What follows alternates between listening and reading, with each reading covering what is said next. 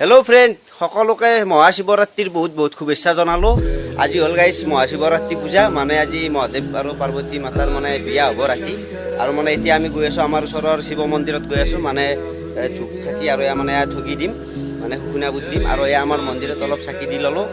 বলক এতিয়া চাই থাকক, মানে আজি সকলোতে যাম, মানে আমাৰ কেদাৰতো যাম, মানে কেদাৰনাথ বুলি কওঁ, কেদাৰ মন্দিৰ, তালৈকে যাম। আৰু এয়া যাব আমাৰ বাবু। বলক এতিয়া ভিডিঅ'টো আৰম্ভ কৰোঁ। হৰ হৰ মহাদেৱ।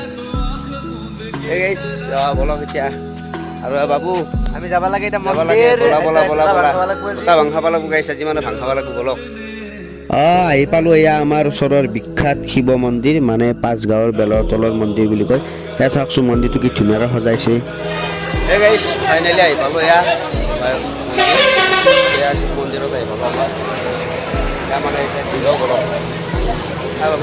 বাবু দিয়া। এয়া চাওক ধুনীয়াকৈ সজাই দিছে মন্দিৰটো।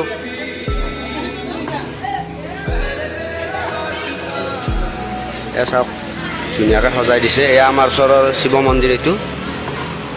এয়া চাওক 5 বেলৰ মন্দিৰ।